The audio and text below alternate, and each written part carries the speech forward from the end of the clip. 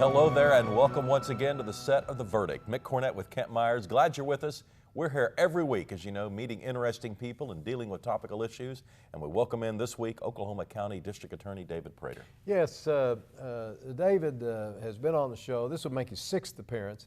He has just recently been reelected to another term as District Attorney, another 4-year term. And we were going to find out what's going on in his office. He is known as a very courageous district attorney, making very difficult decisions without regard to how it might affect him personally or, more importantly, politically. He just does what's right, and we're going to find out what's going on in his office. Yeah, there's always things to talk about with the District Attorney's office. He's David pretty Prater, busy. Today's guest on The Verdict. We'll be right back.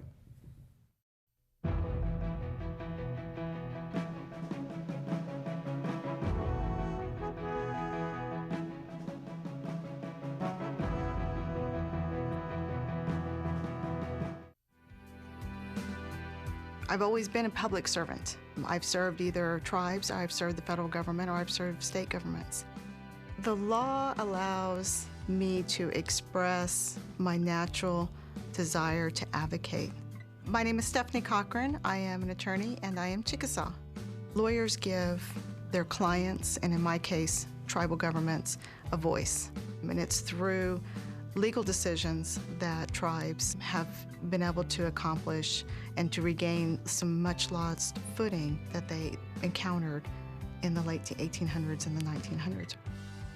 When I reflect back on this time in history, I think I'll look at it in terms of opportunity. And I think now we have to turn those opportunities into long-term success for our future generations. See more stories about the Chickasaw people at profilesofanation.com. People have been talking about energy independence for a long time. It's always been popular, but today it's possible. We have an enormous supply of oil and gas in the United States, much more than we thought just a few years ago.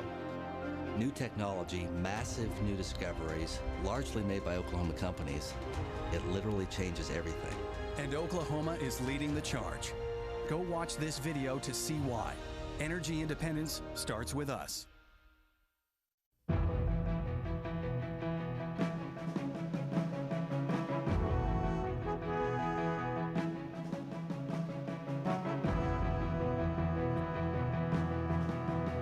Welcome back to the set of The Verdict. Mick Cornett with Kent Myers, and Kent's going to introduce today's guest. As we indicated in the opening segment, our guest today is the Honorable David Prater, the District Attorney of Oklahoma County. David did his undergraduate work at the University of Oklahoma, as his law work as well.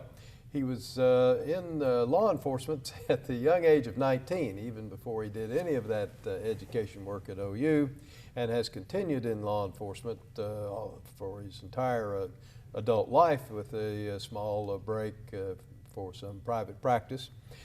He has been both in the AG's office as well as the District Attorney's office as an assistant, and now, of course, as the elected District Attorney. He has been serving as the Oklahoma County District Attorney consecutively since 2007, and just recently reelected in the November elections. He does a lot of things out in the community. He's very active. He has been the winner of a number of awards for his performance and courage in the office. And one thing I know he does, he proudly serves as a member of the Board of Directors of Oklahoma Lawyers for Children. So David, really glad to have you back. Thanks, nice to be back, appreciate it. Great to have you. Thank you. Let's talk about trends that might be going on nationally or in the state or in your office. What's new in the world of a district attorney? Well, I'll tell you what's hot, white hot right now, as you gentlemen know, it's the issue of domestic violence. And with the Ray Rice video really going public, it has really heated things up. And I am thrilled that that's happening. Finally, you know, it's an unfortunate incident, but I believe good can come out of even bad things. Mm-hmm. And this has illustrated an issue that has been, you know, behind closed doors. People didn't really want to talk about it, especially in the NFL and, you know, a lot of other businesses that rely a lot on their image. But they don't like to talk about it. But it's out there now, and it is time now in Oklahoma and throughout this country for the men to step up and join the women who have been vocal, but join with the women and say enough is enough, and we've got to stop this. You know, in the last several months, we put 2 men on death row in Oklahoma County, and 1 pled to life without parole and waived all his appellate rights, all out of domestic cases. 1 out of 4 or 1 out of 5, it's actually 1 out of every 4.5 murders in the Oklahoma City metropolitan area are domestic violence related. This has got to stop. And what we look at are trends, and what we've, you know, you try to look at the numbers and why are our domestic violence numbers so high. Frankly, if you look at Oklahoma, I believe the root cause is that it's the attitude of men, and many times the attitude of women. It's our culture as well. A lot of men in this state don't believe that women are their equals, and they treat them like their property. And when they can't control that woman anymore, they lash out, trying to control them many times as the woman is trying to leave. In 3 out of 4 cases where a woman is killed by their domestic partner, she has already made steps to try to leave. And so it ramps up as that offender, as that batterer believes he's losing control over that woman. And so it's a huge issue right now, and I believe it's really time in Oklahoma and a perfect opportunity in this country to say enough is enough and we've got to do something. And the men need to join the women in doing that. Does it start with education in a younger generation, or does it start with looking at substance abuse? Where do you go with an issue that has so many, you know, broad repercussions? You're right. Multifaceted problem, and obviously the answer is going to have to be a multifaceted approach. But what we do find, and a great place to start, is with children, trying to protect children. You know, Mr. Myers, you and I both are heavily involved in the protection of children, and we all are. We love our kids. But if we get heavily involved earlier in the lives of these children and get them out of abusive homes where they've experienced abuse, they have witnessed abuse, the boys will not become, if we can intervene, the boys are less likely to be the abusers, and the girls in the home are less likely to be a child or a woman who will allow that abuse to occur. We've got to stop that generational domestic violence issue here in our state, and we've got to intervene. The best place to start is with our children, but really we've got to wrap around and catch everyone. Police departments are doing a really good job right now. You know, a law that was passed last year, and we spoke about this just moments ago, police officers are now required, when they're called out to a domestic violence call, to do a lethality questionnaire. 16 questions where they are required to ask the victim of domestic violence these 16 questions about when did this start? Are there weapons in the home? Have there been threats made to you or your children? Threats to harm you? Threats to take all your money away? Things like that. But what it does, it gives a good indicator to that police officer as to whether or not this is a person that needs to seek shelter immediately. And as importantly, it may be the first time where a victim has actually had to articulate to another person these things that are going on in their family. And they may realize this is increasing in violence, this is increasing in danger, and it's time for me and my children to get out of this situation. As well, the officers are required to refer services to that victim, which may be the first time that victim's ever had the opportunity to reach out for services and actually reach out for help. So that's one of the big things going on in our community right now, and it's time to step up.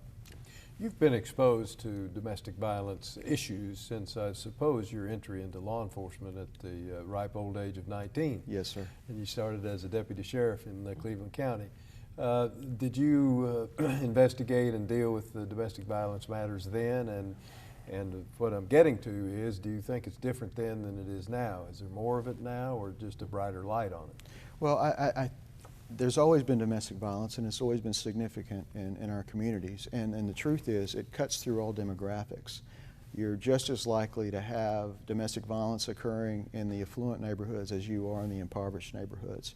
It's the silent epidemic, if you will. People just don't want to talk about it. They're embarrassed to talk about it. It's going to harm their family, harm their reputation, whatever it may be. But it's always occurred, and it's always been a significant issue.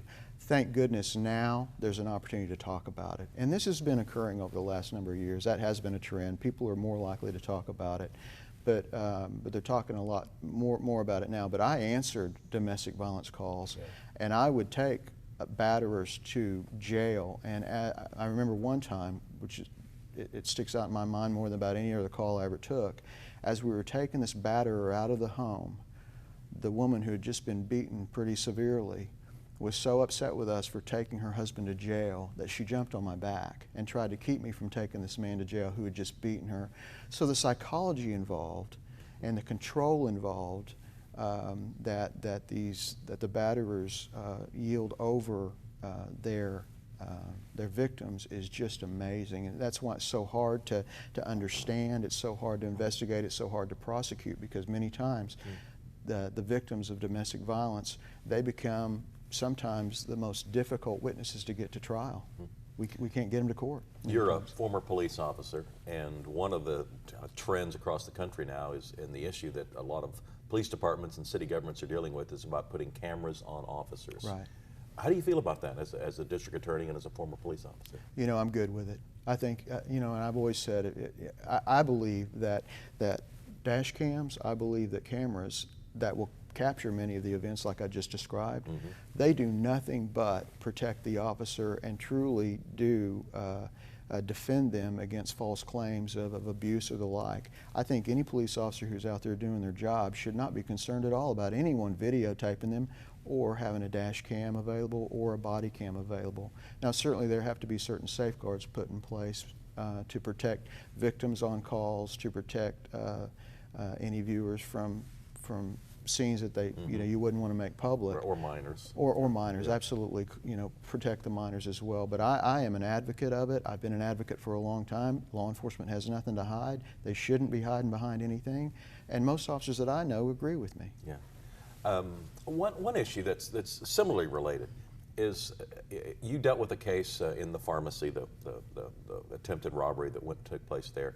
There was a similar case in Ferguson in Missouri, in that there was opportunity for people to have developed an opinion about guilt or innocence before the district attorney had a chance to review the facts. Right. How does a district attorney deal with the fact that the general public's kind of already made a decision? They've already decided the guilt or innocence, but yet you haven't, because you have to gather information before you come to a result. How do you deal with that? No, great question. And we deal with that every day in the office. And I believe that it's very important for the district attorney and law enforcement generally to be open, completely open. And like in the Ursuline case, I had to get out in front of that long before we even had the case brought to us, you know, and really investigate and just say, please trust me, please trust law enforcement to investigate this, let the system work, let's not do anything foolish here. And thank goodness we live in a great community, you know, and there could have been, you know, several factions in this community to cause a lot of problems after the Ursuline situation occurred, after the crime was committed. But they took a breath, they trusted law enforcement, they trusted our office to do the right thing, and nothing came of that. Now that hasn't, we've seen across the country, that doesn't always occur. But you know, a fair trial, an opportunity to go through a fair process is what every American deserves. It's in our Constitution, federal and state. I believe that you know, everyone's is allowed and the opportunity to have due process. And so, even if it's someone that I ultimately want to convict because I believe that they're guilty and need to send them away to prison for a long time, they deserve a fair process and a fair trial. So we always try to say, you know, don't make your judgments too quickly. You've seen what's been reported, but all the facts are not out there. So we try to make sure that any jury pool that might come in is not tainted, and just get people to kind of calm down a little bit and take a breath and say, listen, you'll see everything when it's time to go to trial, but you've not seen everything yet. Please don't make a judgment yet. This person is presumed innocent at this point until they're proven beyond a reasonable doubt guilty in a court of law. That's how they stay. David Prater is the district attorney for Oklahoma County. More with David after this.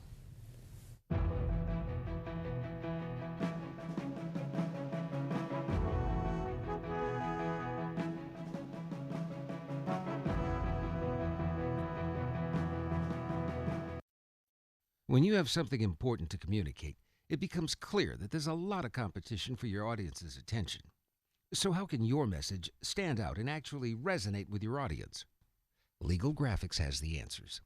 The team at Legal Graphics will work with you to plan, design, and even test your presentation to ensure your message will be heard and remembered.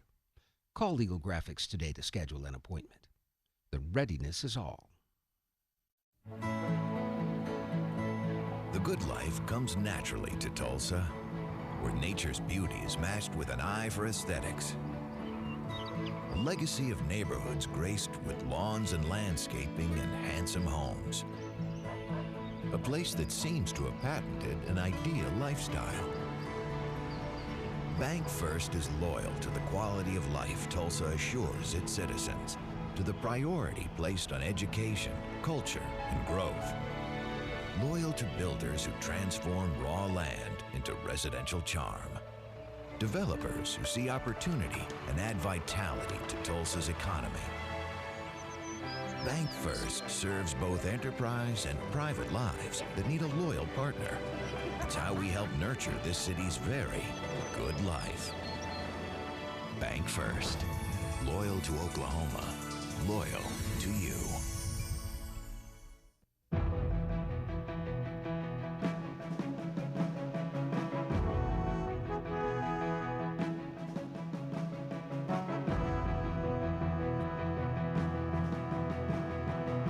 Welcome back to the set of the verdict. Mick Cornett with Kent Myers. Our guest is District Attorney David Prater. David, you've been on before, and we've always, it seems like on every show, we've talked about the size of law firm, if you will, you have there in the District Attorney's office. It's quite a large group. Tell us about your staffing levels. Is it remaining steady? Is it increasing or diminishing? What's going on? Well, you know, we're staying pretty steady right now. We have about 66 lawyers right now. Total office employees are about 150. We have almost an $11 million budget. So, I mean, it is a large law firm. There's a lot to manage. There's a lot of administrative duties that myself and my first assistant, Scott Rowland, who's a wonderful man to have helping me handle.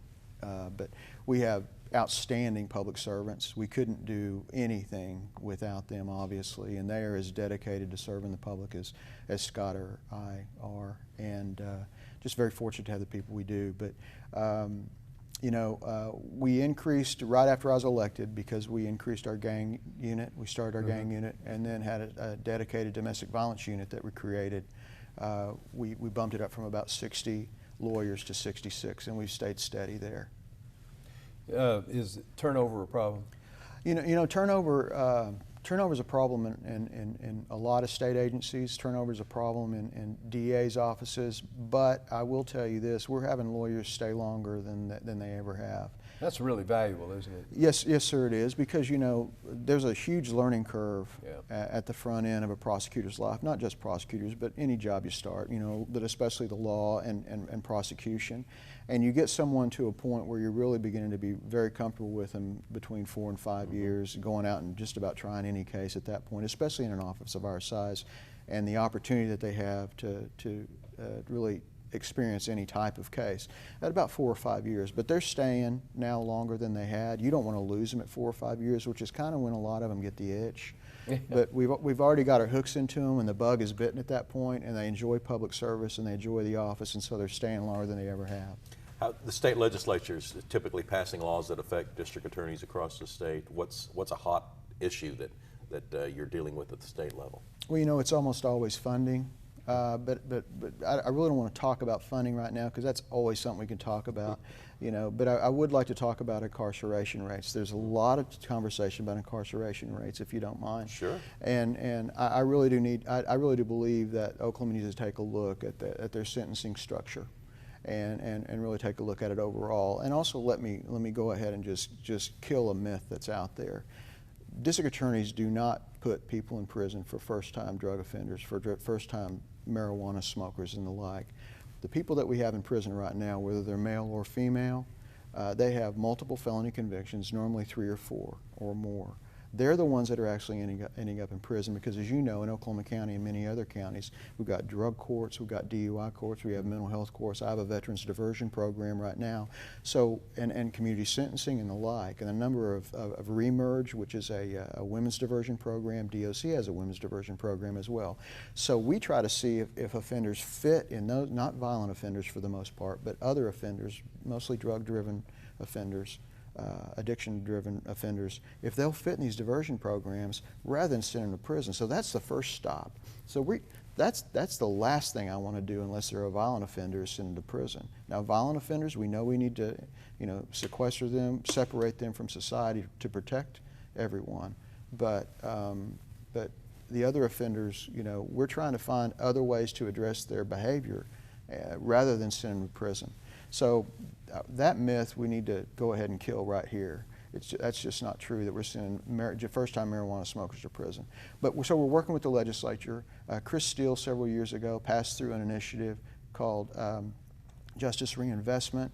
The legislature did not fund that the year after, so we've started pushing and talking to legislators more about funding justice reinvestment, which puts dollars on the front end of people's lives for alcohol and drug treatment, rather than wasting that money on the back end of their life and warehousing them in a prison. If we can intervene in their addiction earlier on in life with alcohol and substance abuse counseling, drug counseling, and mental health services, big mental health services in our state, we believe we can divert a huge number that now would go to prison away from that process or that path directly to prison.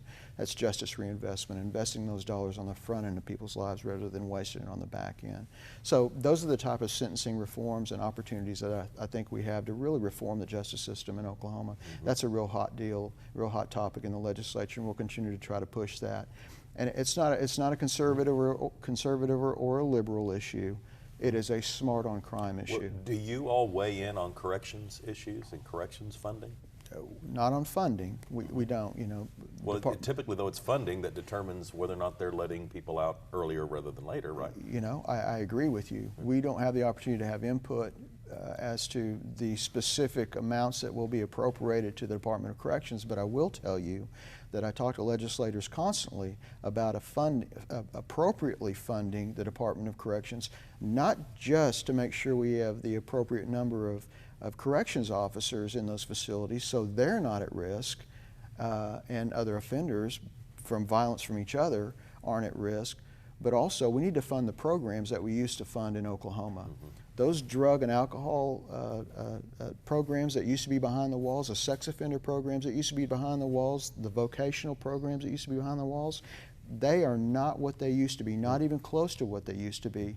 So we're warehousing people in prison, then we're releasing them many times much earlier than we should because of the good time credits and the like, without the appropriate treatment, without services to help them reintegrate into the community slowly with supervision, with job services, vocational training, and the like.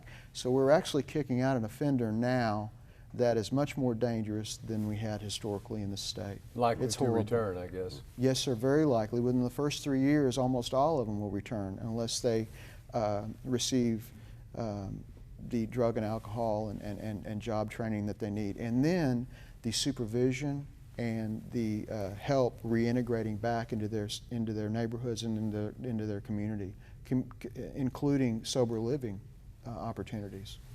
We just have a minute left. To give our viewers just a quick overview of your staffing level, I mean caseload level. Yes, sir. How many cases are you filing and handling in a given year?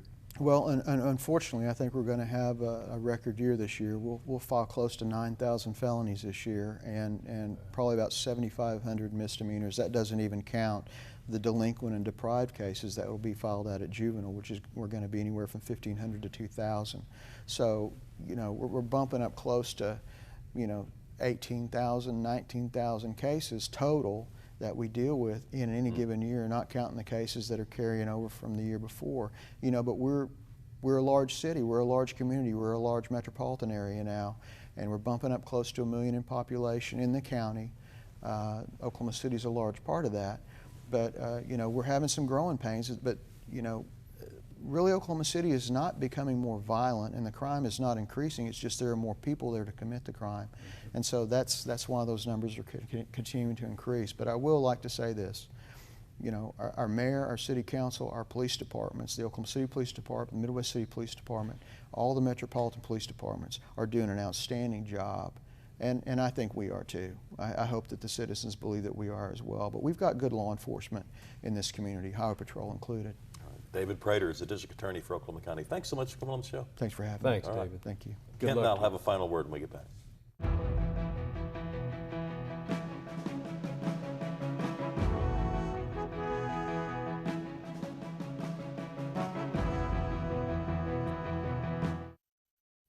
All children deserve a life of hope and love, but sometimes they experience a life of pain, neglect, and abuse. When that happens, each child deserves all the quality assistance and representation that can be offered in our legal system.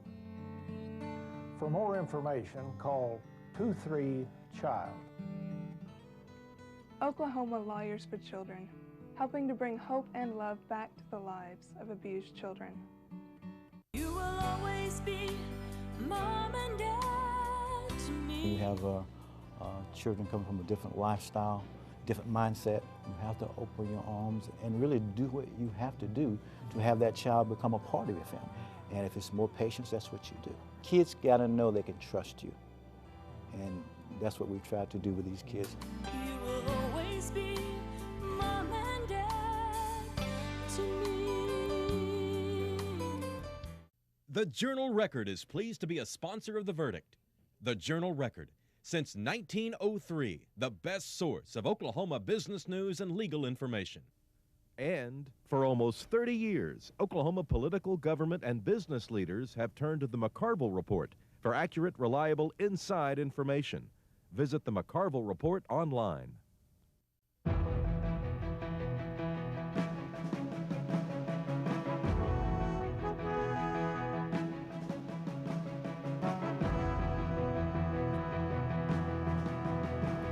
Welcome back to the set of The Verdict. Mick Cornett and Kent Myers wrapping up the show with Oklahoma County District Attorney David Prater.